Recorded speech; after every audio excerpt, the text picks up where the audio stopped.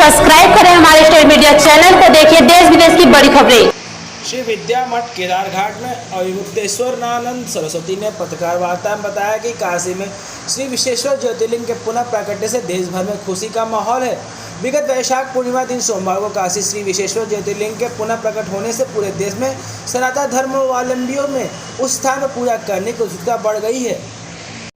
भगवान शिव का नाम न लेने की शर्त वाला व्यक्ति फव्वारा कह सकता है, कोई हमें उसमें आपत्ति नहीं है। हमारे मुसलमान भाई पिछले एक हफ्ते से ज़्यादा समय से चिल्ला करके फव्वारा फव्वारा फव्वारा कह रहे हैं, तो वो फव्वारा ये आपको हमने दिखा दिया कि उनकी भाषा में फव्वारा का मतलब भगवान शिव ही होता है। हम शासन अगर आपको रोकता है, आप तब क्या करेंगे? देखिए, हम कल्पना में नहीं जीते हैं, हम धरातल पर जीते हैं। प्रशासन जो करेगा, प्रशासन से हमारा कोई अदावत नहीं है, दुश्मनी नहीं है। हम प्रशासन का सहयोग करते हैं, प्रशासन हमारा सहयोग करता है। हमारे सहयोग के लिए ही सरकारें स्थापित हैं जनता के, और वो करती भी हैं। तो प्रशासन से हमारी कोई लड़ाई नहीं है, झगड़ा नहीं है। लेकिन वो क्या करेगा ये हम नहीं जानते हैं, इसीलिए वो क्या करेगा तो हम क्या करेंगे ये हम नहीं कह सकते। वो जो करेगा हम निर्णय लेंगे, हम शंकराचार्य जी को बताएंगे कि प्रशासन ये कह रहा है, फिर शंकराचार्य जी निर्णय कर देंगे। जो आदेश होगा उसको करेंगे हम लोग। अपने धर्माचार्य के आदेश, धर्म के मामले में धर्माचार्य का आदेश अंतिम है, कानून के मामले में सुप्रीम कोर्ट का आदेश अंतिम है, क्योंकि कानून की व्याख्या सुप्रीम कोर्ट करती है। उसी तरह से किसी भी धर्म की व्याख्या, उसके सूक्ष्म तत्वों की व्याख्या, निर्देश धर्माचार्यों का अधिकार है।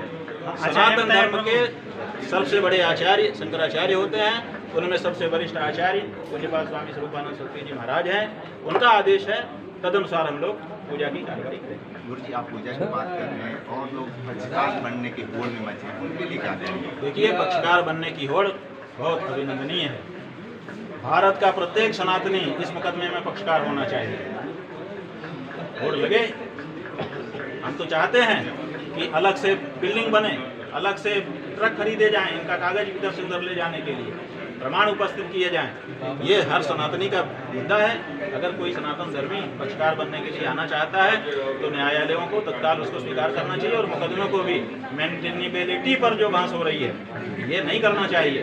देखिए, हम लोग 1991 के कानून का विरोध क्यों कर रहे हैं और क्यों कह रहे हैं कि सरकार को तत्काल उसको संसद में समाप्त कर देना चाहिए? इसलिए कह रहे हैं कि उस कानून में क्या कह दिया गया कि यथास्थिति को का आदेश है। ये 1 करोड़ से ज़्यादा बार हो चुका होगा अपने न्यायालयों में, सब मुकदमों में लगभग होता है स्टेटस को। तो स्टेटस को कब तक के लिए होता है? जब तक वाद का निस्तारण नहीं हो जाता तब तक के लिए, कयामत तक के लिए, प्रलय तक के लिए ये यथास्थिति बना देना, ये जो मूल न्याय की भावना है उसके विपरीत है।